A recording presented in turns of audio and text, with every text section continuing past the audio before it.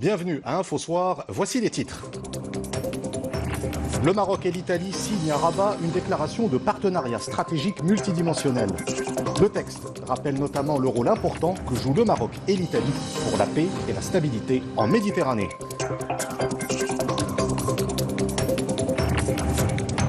En Algérie, le mouvement de contestation se poursuit. Une manifestation massive a réuni les protestataires dans les rues d'Alger. Cette mobilisation coïncide avec le 65e anniversaire du 1er novembre 1954, qui marque le début du soulèvement algérien pour l'indépendance.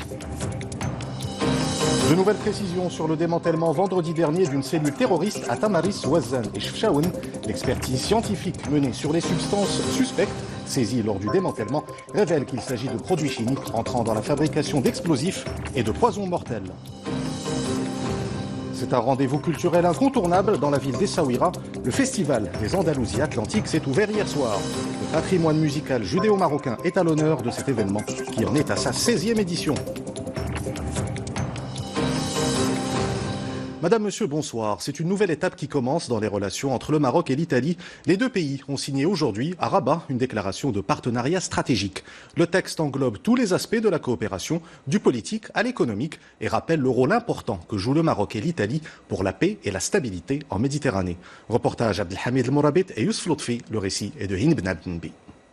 Cette rencontre vient marquer le début d'une nouvelle ère dans les relations entre Rabat et Rome. Une déclaration de partenariat stratégique multidimensionnel a été signée par le ministre des Affaires étrangères, de la coopération africaine et des Marocains résidant à l'étranger Nasser Bourreta et le ministre italien des Affaires étrangères et de la coopération internationale Luigi Di Maio. Un texte qui rappelle que les deux parties constituent des partenaires clés dans la gestion des défis régionaux et internationaux.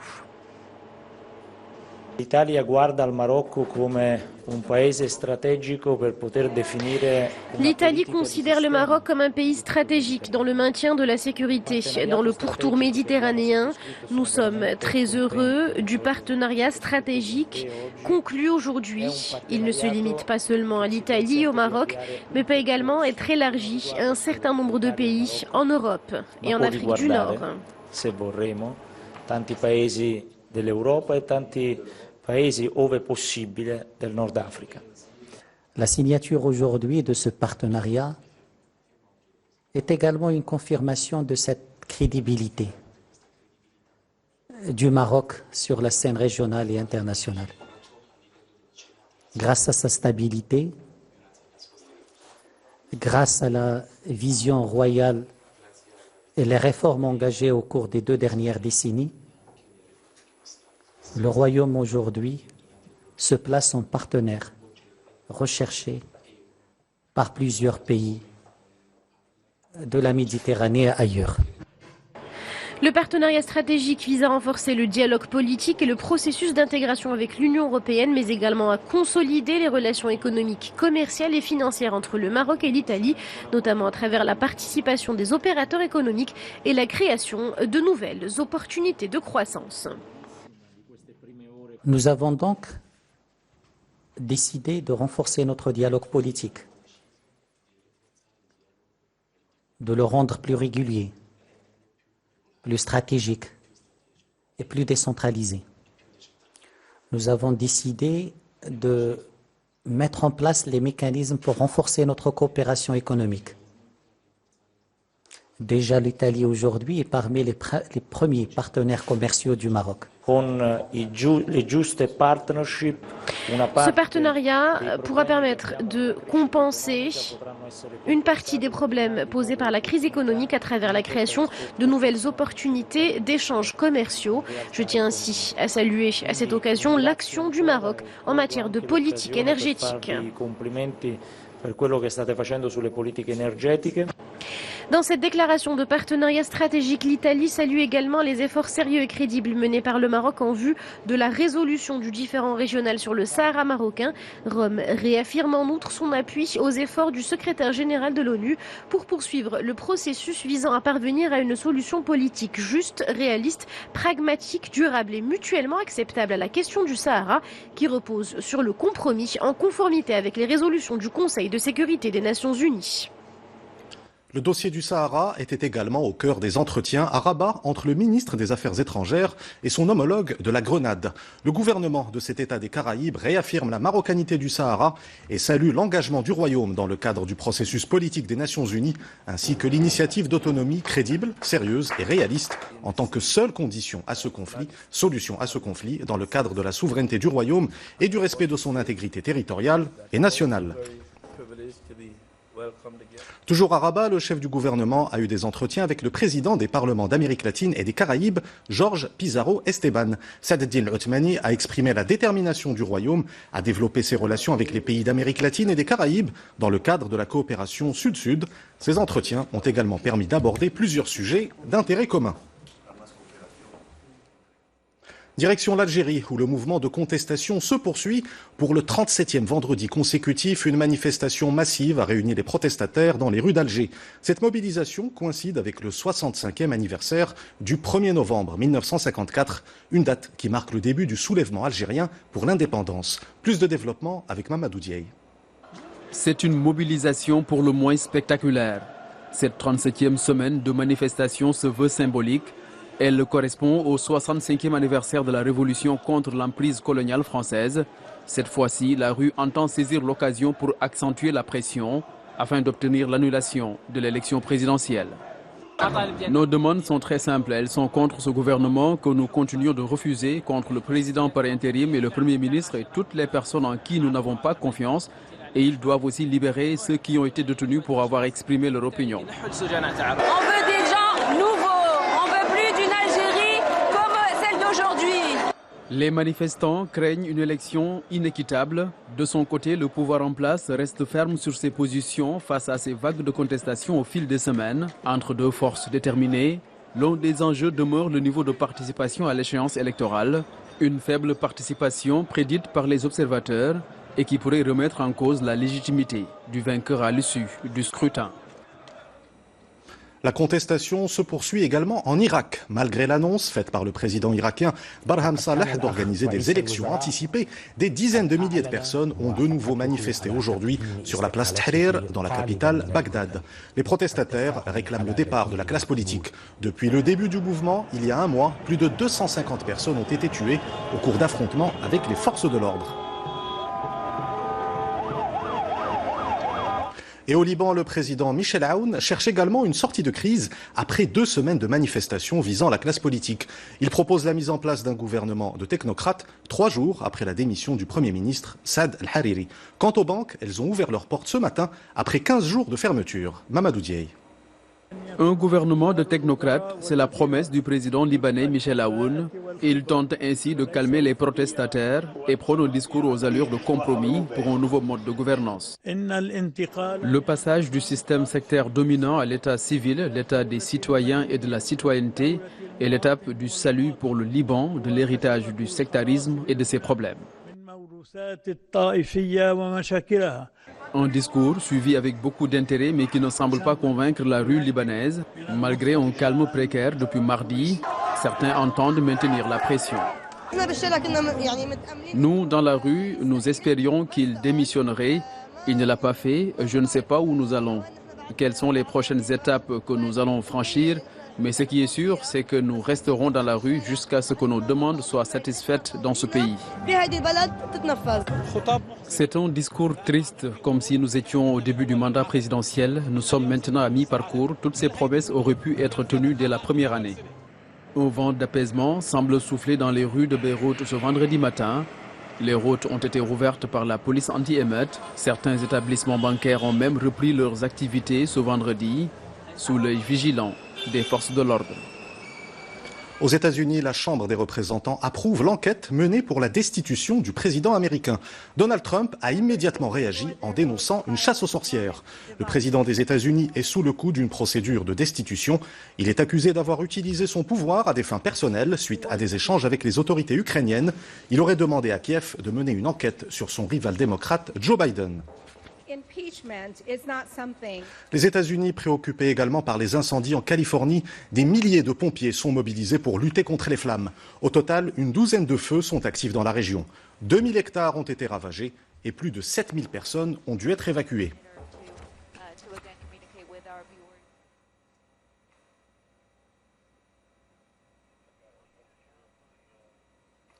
Sachez également qu'en raison d'un mouvement de contestation sociale, le Chili n'accueillera pas la conférence internationale sur les changements climatiques. C'est ce qu'annonce l'Organisation des Nations Unies. La COP25 sera organisée en Espagne en décembre prochain. Retour au Maroc avec ces nouvelles précisions sur le démantèlement, vendredi dernier, d'une cellule terroriste à Tamaris, Ouazzane et Chefchaouen. Le ministère de l'Intérieur annonce que l'expertise scientifique menée sur les substances suspectes saisies lors du démantèlement révèle qu'il s'agit de produits chimiques entrant dans la fabrication d'explosifs et de poisons mortels. Plus de développement avec Hind Bnabnbi. Le 25 octobre dernier, le BCIJ démantelait à Darbouazza, Tamaris, Ouazzane et Chefchaouen une cellule terroriste qui projetait de mener une série d'opérations imminentes contre des infrastructures sensibles et des sites stratégiques du royaume. Selon un communiqué du ministère de l'Intérieur, l'expertise scientifique menée par les services compétents sur les substances suspectes saisies a révélé qu'il s'agissait de produits chimiques entrant dans la fabrication d'explosifs et de poisons mortels ayant des effets dangereux sur l'être humain et l'environnement. La même expertise a dévoilé que les armes à feu saisies chez les membres de cette cellule étaient en bon état et prêtes à l'usage et que le reste des produits électroniques saisis sont des composantes utilisées pour produire de l'énergie et augmenter la puissance de l'explosion. Le démantèlement de cette cellule terroriste a permis jusqu'à présent l'arrestation de 7 individus qui projetaient de proclamer une wilaya affiliée à l'organisation terroriste de l'État islamique sous l'appellation la wilaya de Daesh dans le Maghreb islamique. Les investigations sont toujours en cours avec les mises en cause sous la supervision du parquet compétent. Direction à présent la ville de Qalat Srarna où une rumeur s'est répandue comme une traînée de poudre. Un réseau de trafic de bébés s'activerait dans la région. En réalité, tout est parti d'une affaire d'adoption suite à l'accouchement d'une mère célibataire. Une enquête a permis de déterminer les circonstances exactes de l'affaire et de rassurer la population. Les explications dans ce reportage de Isa Sharqi et Mohamed Chahima. L'histoire commence quand une mère se présente à l'hôpital accompagnée de son enfant malade 7 jours après l'accouchement. Une fois à l'accueil, l'identité communiquée par la génitrice ne correspond pas au nom figurant sur le certificat de naissance. Une querelle débute alors entre elle et la femme qui l'accompagnait et qui prétend elle aussi être la mère du bébé. Trouvant cela suspicieux, le staff de l'hôpital s'est empressé d'aviser la police. Le médecin des urgences a découvert que le nom de la mère sur l'avis de naissance n'était pas semblable à celui sur la carte d'identité nationale présentée. C'est à ce moment-là qu'il a commencé à avoir des suspicions et a contacté la police. Nous avons par la suite découvert que la femme qui accompagnait le bébé était sa vraie mère et qu'elle nous avait donné au début le nom de la mère adoptive.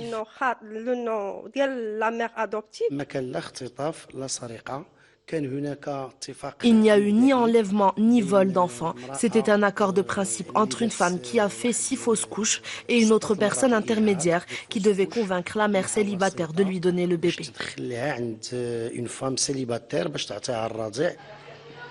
Le nouveau-né a été placé dans ce centre en attendant les résultats de l'enquête qui ont rapidement révélé que la mère biologique, mère célibataire, avait promis à l'autre femme de lui remettre le bébé une fois né avant de changer d'avis.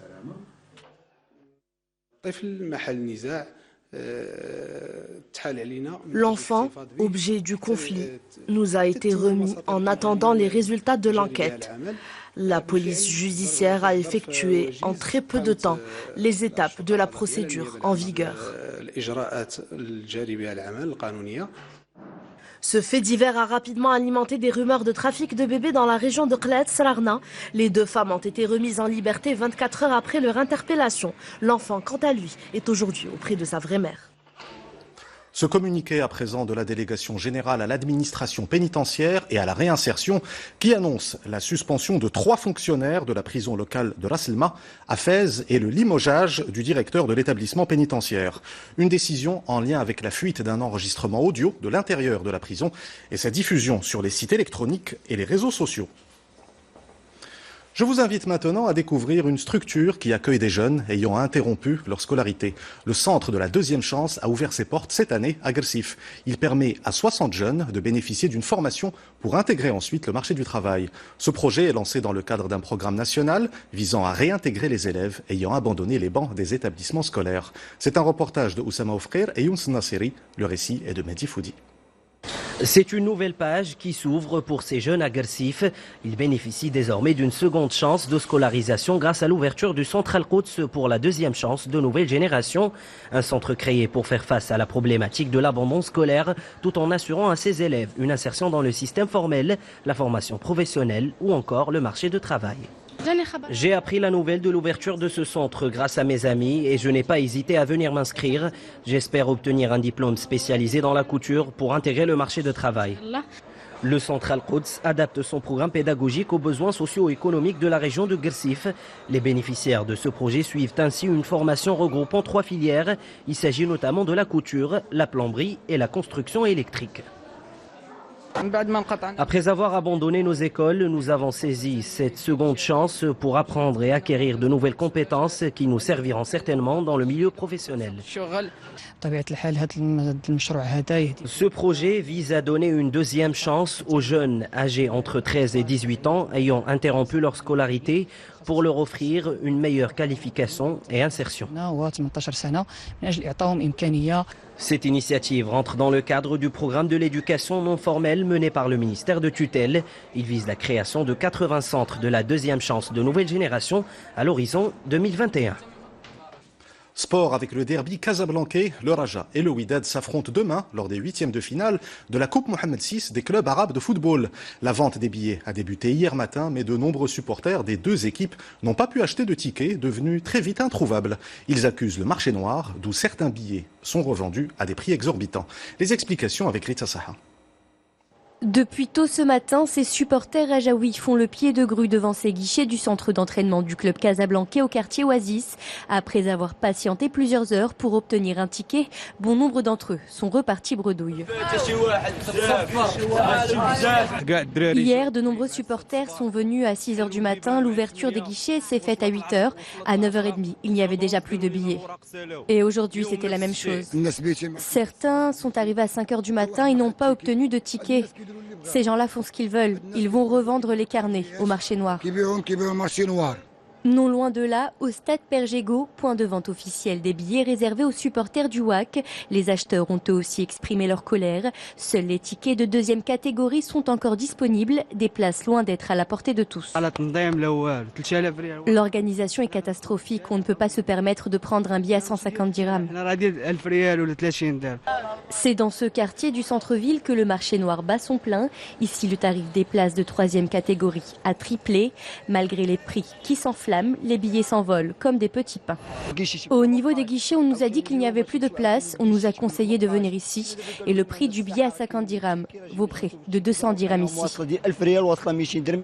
Malgré ces montants nettement supérieurs aux tarifs officiels, les supporters devraient répondre présents en grand nombre demain.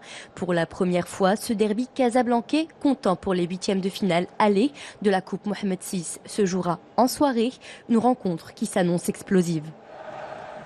Football toujours avec une arbitre marocaine désignée pour arbitrer dans un tournoi masculin.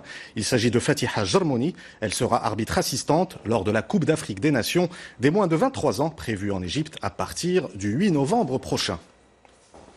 C'est un rendez-vous culturel incontournable dans la ville d'Essaouira. Le festival des Andalousies Atlantiques s'est ouvert hier soir. Le patrimoine musical judéo-marocain est à l'honneur de ce festival qui en est à sa 16e édition. Salim Ben Abou. Le moment est symbolique. Tour à tour, en hébreu et en arabe, ils entonnent d'anciens chants. Hier soir, la musique judéo-andalouse a résonné sur la place Minzeh, un écho lointain d'une époque où juifs et musulmans partout dans le monde vivaient ensemble, en paix, et chantaient à l'unisson. Nous avons découvert, grâce à ce festival, qu'ici à Essaouira, des groupes composés de juifs et de musulmans interprétaient ce répertoire ensemble. Ce festival contribue à faire revivre cette époque passée. Nous sommes très heureux d'être ici avec nos amis, nos frères musulmans pour jouer cette musique si particulière. Les plus jeunes représentants d'Al-Andalus sont ici, juifs et musulmans, pour jouer ensemble et interpréter cette musique sacrée que nous aimons beaucoup. The holy music of Al-Andalusia that we love very much. Pour cette première soirée, quelques 1000 curieux amateurs de musique andalouse ont répondu à l'invitation au voyage et au partage.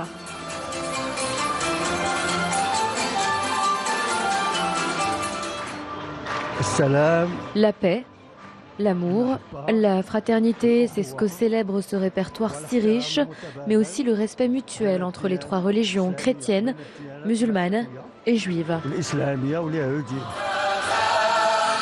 Un spectacle organisé depuis 16 ans avec toujours la même générosité par l'association Essaouira Mogador.